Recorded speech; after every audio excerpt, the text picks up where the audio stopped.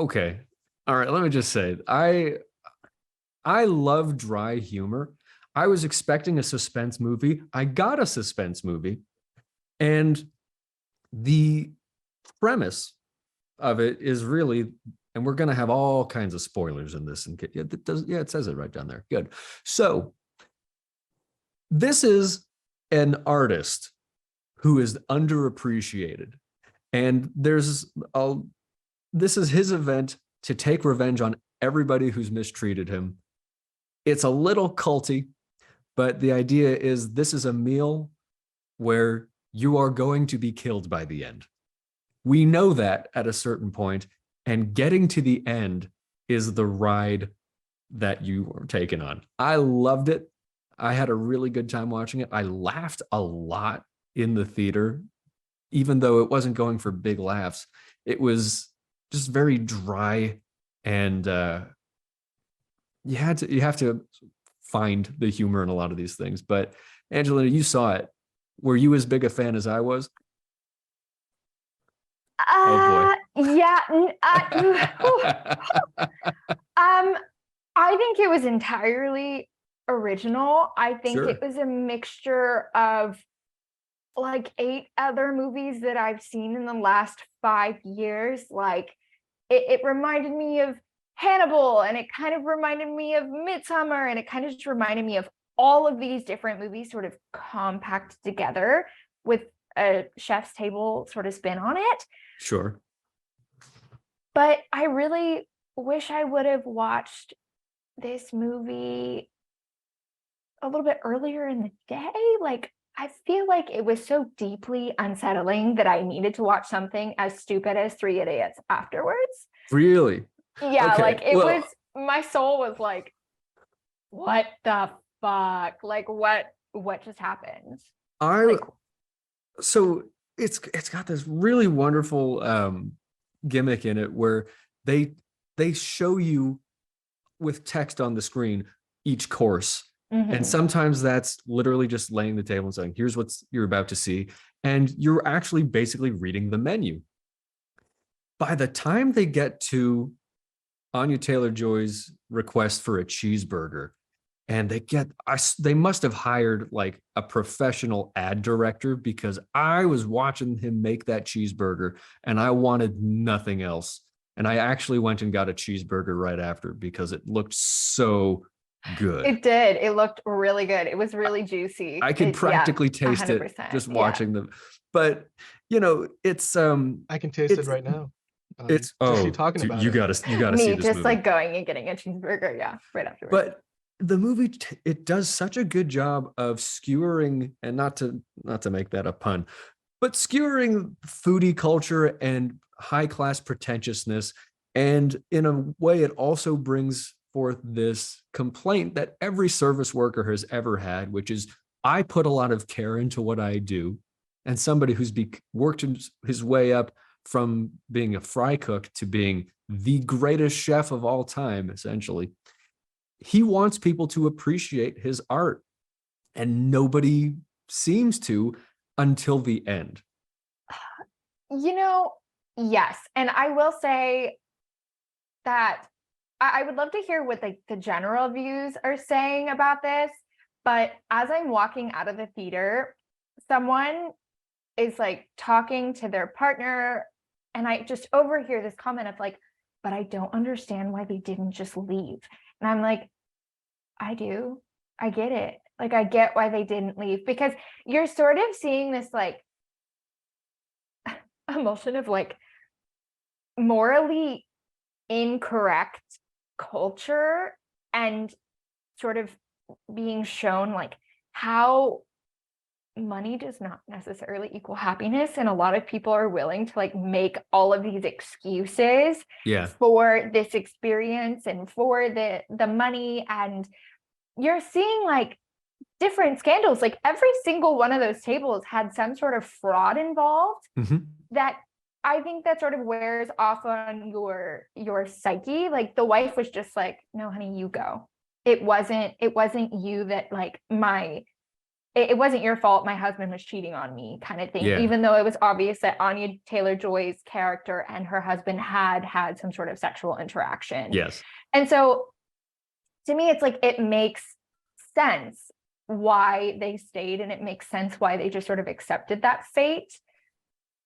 I'll also say I'm not a chef. I dated one for a bit, and the whole like I'm sorry. sous chef, you know, and like adherence to yes, chef. That's such a real part of Yeah. the culture in terms of high cuisine.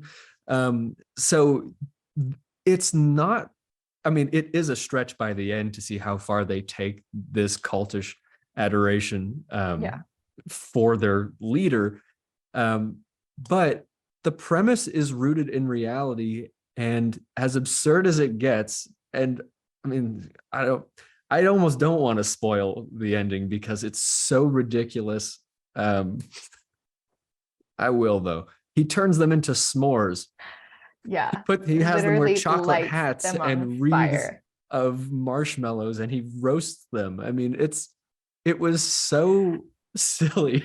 Also, as you say that, it's really funny because he was kind of roasting them like verbally this whole Mhm. time, like throughout the whole movie, and then they actually physically roast them at Wait. the end of the movie. Sorry, you're Wait, telling me this what? movie goes from being like a movie about cooking food to like crimes of the future? It's not N- quite as grotesque as Crimes No, of the he just Future. murders It's them all. yeah, it's just It's that almost like Hannibal, except he doesn't eat them. yeah. It's Like, so that's kind of what it is. there's a My Kafka-esque goodness. element to it too, where it's just like, what are the rules of this game? How do we Yeah. escape? And to your point about, you know, these people never leave. And he even says in the movie, like, you could have Why didn't, you could have tried didn't you harder to try? escape. Why didn't you? And that's, I think, a statement on the complacency of people who find themselves in these situations where it's like, Yeah. well, I paid for the meal. I have to, you know, they're being taken on this, you know, they're there for the experience. And I think what happens is I've lost the words for it. You're smirking at me. Sorry, I'm just like, where are you going with that? Yeah, No, no, I think it's go ahead. well, because you also think about like the only way that Anya Taylor-Joy's character can escape is by sort of cracking the code, because the whole reason he's doing this is because it no longer makes him happy, and he sort of blames people for that, like not taking him seriously. But the ultimate reason why he's doing it is because it no longer brings him the joy that it once did. And so when she's going out and looking for that container or whatever it was, The barrel. she sees, the barrel. She sees the photo of him, and the only photo in which he's smiling on the wall is when he was making burgers at what looks like 16. And that tells you, oh, like, but I love this movie because it makes you think really hard. Yeah. There's not a lot of movies that do that. And that's part of the reason why I think it is so creative and so incredible. But I will tell you, my brain was doing like mental somersaults. And by the end of the movie, I was tired.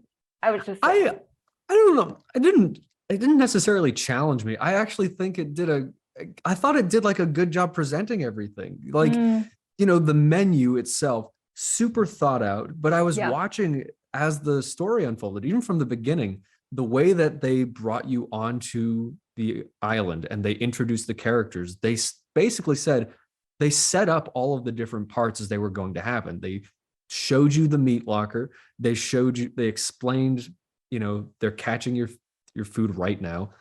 And they explained everybody's story in such an orderly fashion. I was like, this is a brilliantly constructed movie. It's almost like the menu itself.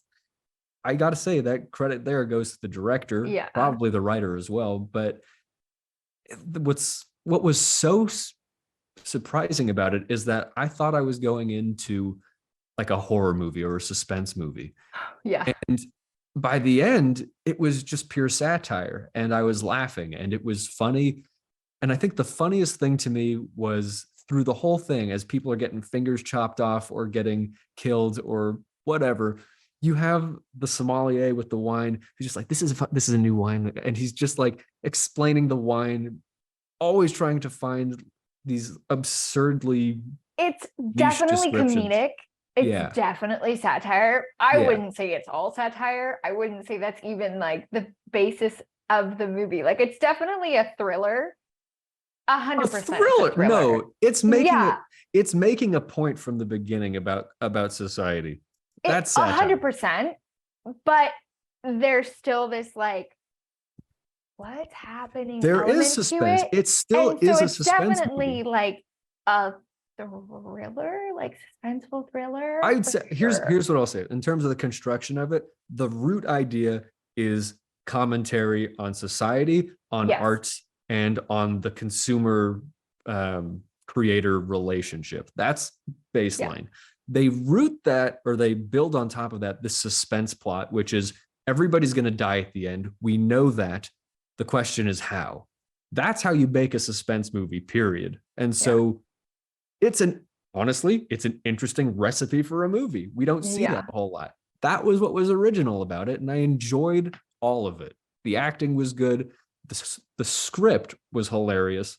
And the critic there, who's there with just some sycophant who agrees with everything she says, he always tries to describe something. And it seems like her mission in life is just to come up with a word nobody's used to describe something before. And those little choices made me giggle. And again, by the end, when he's roasting them as s'mores, I was howling with laughter. I love this movie. Were you the only person in the movie theater laughing that hard? No. By the end, everybody was laughing in the theater. Okay. It was pretty cool. In the theater, I definitely was like, oh my goodness. At certain points, and people just kind of looked at me like, oh, I got those looks too. And I was like, well, okay. I just didn't care. Yeah. Dan, do you think you'll see this based on what we're talking about? I'm very interested in the movie. You would love. No, I'm You're interested. This is the kind of movie where, okay, I would have appreciated not having heard about like what was happening in the back end of the film, because obviously that's part of the thrill that you're watching it. Yeah. Because like the trailers didn't give away basically 90% of what you guys just talked about, right? I promise you, watching it now, it's still going to be great. It's going to be good. But that said, that even so, like I think this is and again, I'm not somebody who runs away from spoilers or like no, close my ears, not I can't watch the trailer, and I don't care. I purposefully go looking for spoilers sometimes, to the point where like I wanted to know if Harrison Ford was going to die in The Force Awakens, and then I was happy to tell other people. I'm sorry. Yeah. Now I'm starting to sound like somebody who does this all the time. I don't, not actively, but I do think that like a lot of like the fun of a movie like this comes from the execution, because you can take that script and you can put it in the hands of 10 different filmmakers and you'll get 10 different kinds of movies out of it, whereas the story is the same. So I think like going into a thriller like this, I'm always, very intrigued by, well, how exactly is this going to play out on screen? All of And the the production actors elements are are on great. point too. You will appreciate this movie artistically on top of everything else. I think also that's kind of why I was doing mental somersaults, because there's so many artistic like points of the movie, and so throughout the movie I'm trying to like figure out the puzzle as we go and like what's going to happen. All of the actors are phenomenal. Ralph Fiennes? Ralph Fiennes. Ralph Fiennes? What? There you go. Ralph Fiennes. Ralph Fiennes. Wow, I murdered his name. Let's just sorry, everybody, we did it last week. It's like, Ralph Fiennes. Ralph Fiennes. He's incredible. He always has been. So good. Yeah, he is. He doesn't have an Oscar, but he probably should. Incredible. He's better than an Oscar. Yeah, I was like, this movie is like, he did it, y'all. He did it. I am such a big fan of Anya Taylor-Joy. And also, what is his name? He almost looks like Cumberbatch, but it's not. Obviously, it's not the same actor. It's him. Nicholas Hoult. Yeah. Nicholas Hoult. They kind of look alike, don't they? They have like the same kind of typecast, you would assume. Every character I've ever seen him play. He was one of the finalists alongside Robert Pattinson for the newest Batman. He didn't end up getting it, obviously, but he was in the running. And he was in the X-Men franchise and like the X-Men The First Class and all of those. Well, what were you going to say about him? Yeah. Well, every character I've seen him play is that sort of like douchebag, like massive hubris, like just ridiculously over the top, doesn't really give a shit about anybody else character, and he plays it so well. Yeah. I kind of just want to thunk him in the forehead from like the first time I see him. Yeah, no, he's And that's always obnoxious his character. minute one. And I Yeah. think it takes a lot of insight into decency to play someone horrible. The same way I Yeah. think you have to be brilliant to play somebody really, really stupid. I do. Yeah. Anya Taylor-Joy, the whole time I was Or you have watching to be this, really stupid. I don't know. It just has to be one no, or the other. stupid people can't play stupid. Well, That's true. That's true. I'm like, As somebody who's and what directed a were? few actors, like I can tell you, yes. Like all the best Really? performances, like of somebody playing stupid on camera, come from people who are really like know their stuff. highly intelligent. Yes. That's true. Yeah. All right. Anya Taylor-Joy, I was watching her and like even listening to her voice in this because she changes her hair and her voice in every movie, it turns out. Well, her hair is comparable to her in the Netflix Queen's show. Gambit? Queen's Gambit, Yeah. I mean, there are only so many colors to choose from after all. But I'm just saying, I was watching that thinking I could see her in a Taylor Swift biopic. With the That's I've never seen anybody say that, but yes. I'd add that could like work. colored contacts to it. I but don't she think could so. do it. She's too strong. Like She's too. I think she's too strong. When I think of Taylor Swift and I see Taylor Swift, her music is bigger than she is. And I she's know, just kind but of it this would be like interesting very to small, see. like It would be interesting to see like it wouldn't necessarily have to be a complimentary biopic, but to show the variance from severity to like innocence and I just don't. the difference I think between Anya the Taylor-Joy is too strong. I don't know if she could play it. Maybe like just the Andrew even her Dominic presence on biopic screen. of her. Yeah, I'm like, I don't think so. There's other people. I would choose like Zoe. Gosh, what is her Zoe? I'll figure out her name later. It'll Deschanel? come to me. Yeah. Who? no. Zoe Zoe didn't Deschanel? know. Is that I was her like, name? Maybe for the Uh-uh. Katy Perry one, but no. Yeah, right. It was just one thought that I had. I could see it. Zoe Maybe Deutsch. you agree. Is that it? Maybe Yeah. you don't. Zoe Deutsch. That's who Yes. I would choose Yeah. for that. Interesting. Just I because will her say presence this. on screen is strong, but it's not as like striking.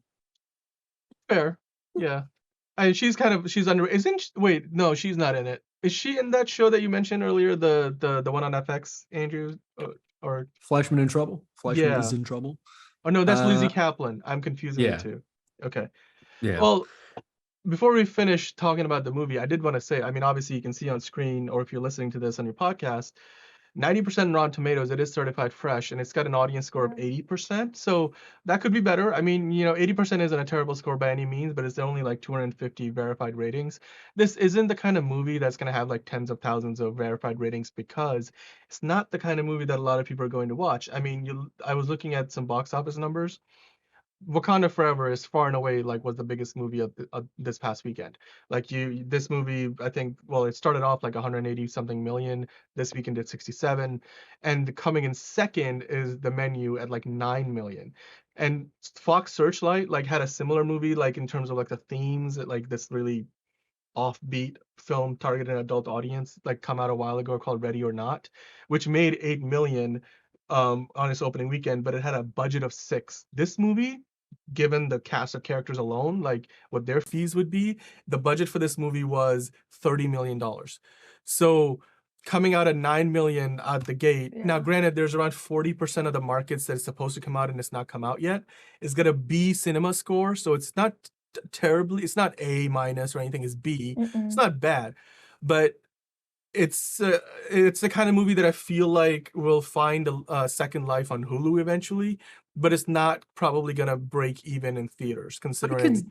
Yeah. I much it needs to disagree because I think the longevity of the movie will last.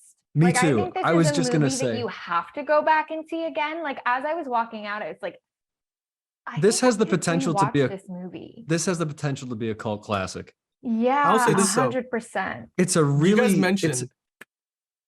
So go ahead. Yeah. it's a fishbowl narrative where everything takes, but it's a very relatable and accessible story because it takes place in isolation on an island at any point in time. This could be any. I mean, there's a phone in it where he's taking pictures of food, but aside from that, it felt a lot like a stage play. and you could remake it. You could do a stage play of it. The story and the way it's told is so unique, and the characters are so real and understandable. The shock in itself makes this something that people are going to talk about. Yeah. And I would enjoy watching this again, especially with somebody who hasn't seen it. Yeah, I'm not even the kind of person that likes rewatching movies. Like, there's maybe 10 movies in my life that I've seen multiple times. I don't like rewatching movies.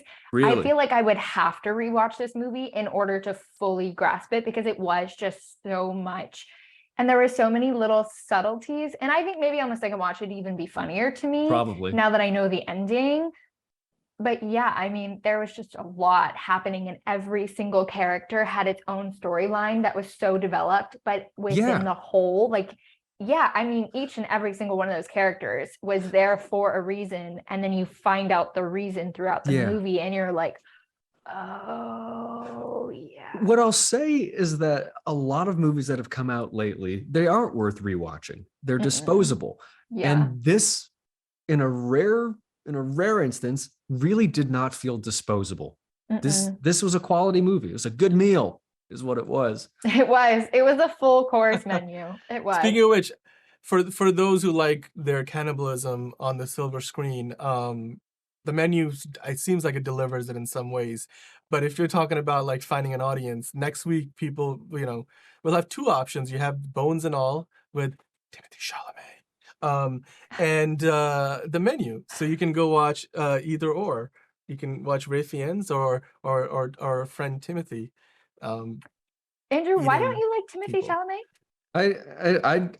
I think he's fine. I think but I'm unimpressed. I cut him off guard. He's like, no, it didn't catch me off guard. I think I'm not wowed by him. I was wowed by him one time, and that was in Beautiful Boy with Steve Carell. Oh, I haven't seen it. I was like, yeah, okay. He plays a character. I was like, that's real. I know that guy. I know what the relationship is here. That's very familiar to me. And then I started seeing him in everything else. I'm like, does his face ever change? Does he ever react to anything? Oh, no, he's just okay. He's just always kind of this. I liked him in Little Women, but yeah, you're kind of right. In Dunes and Little Women and every movie I've seen him in, he's like the next Tom Cruise, I would say. He's not like Tom Cruise at all. Oh no. I think people probably, well, I don't know if this is a fair comparison or ever will be, but like people think he could become like the next Daniel Day-Lewis-esque actor. Which why? No. Daniel Day-Lewis transforms. No. Timothée Chalamet I know exactly.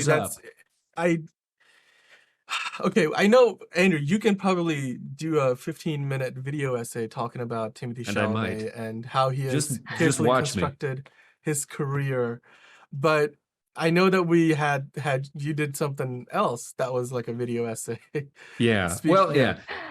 Just because I don't have the time to do this right now, follow us, do all that stuff, because I'm about to go off on you people about whether or not you're a nerd